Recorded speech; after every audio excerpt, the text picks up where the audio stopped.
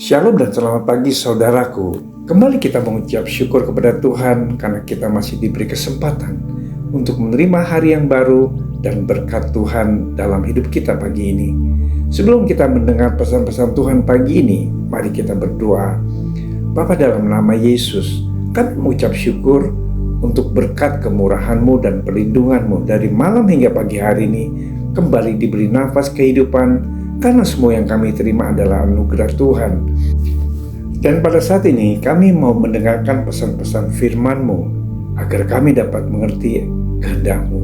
Di dalam nama Yesus kami berdoa, amin. Tema renungan kita pagi ini adalah berjalan bersama Tuhan. Firman Tuhan diambil dari Kejadian 5 ayat 21 sampai 24. Demikian firman Tuhan. Setelah Henokh hidup 65 tahun, ia memperanakan Metsuselah. Dan Henokh hidup bergaul dengan Allah selama 300 tahun lagi setelah ia memperanakan Metsuselah. Dan ia memperanakan anak-anak laki dan perempuan. Jadi Henokh mencapai umur 365 tahun. Dan Henokh hidup bergaul dengan Allah. Lalu ia tidak ada lagi sebab ia telah diangkat oleh Allah. Saudara-saudaraku, firman Tuhan menulis Henokh bergaul dengan Allah. Lalu ia tidak ada lagi sebab ia telah diangkat oleh Allah. Berjalan bersama Tuhan artinya hidup dalam hadirat Tuhan dan menyerahkan diri sepenuhnya kepada Tuhan. Kita wajib mematuhi segala arahan Roh Kudus yang mengkhususkan hidup kita bagi rancangan Tuhan. Jika kita berjalan bersama Tuhan, berarti kita melayaninya dengan segenap keberadaan hidup kita, sehingga kita berkenan kepadanya.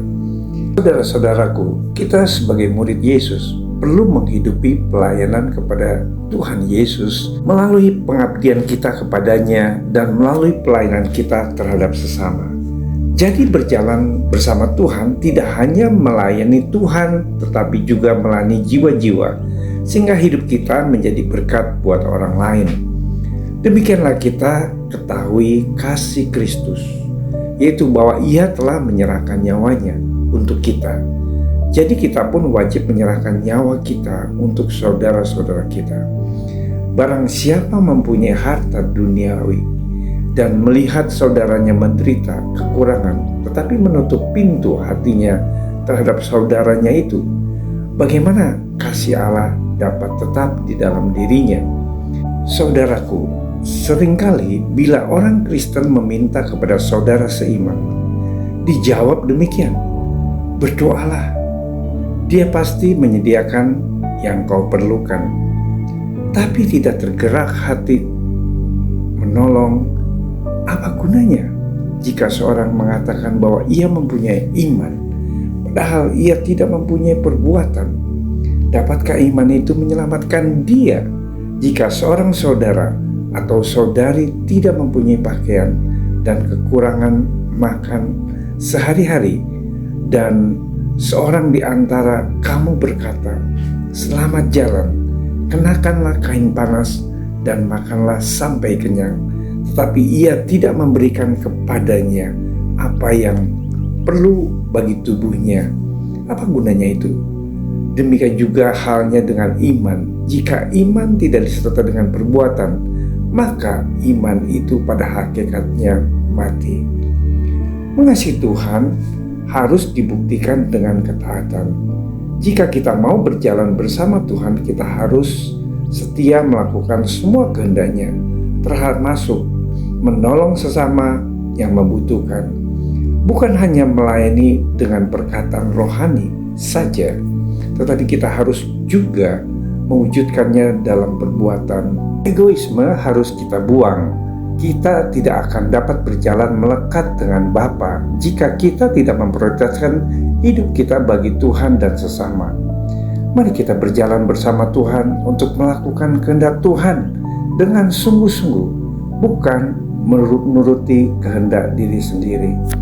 Mari kita berdoa. Tuhan Yesus, terima kasih untuk renungan firman-Mu pagi ini. Kami percaya Engkau adalah Tuhan yang agung dan mulia. Ajarlah kami semakin mengerti dalam menghidupi pelayanan kepada Tuhan dan sesama. Kiranya Roh Kudus membimbing kami agar kami memiliki hati yang taat untuk melakukan kehendak Tuhan dan berjalan bersama Tuhan.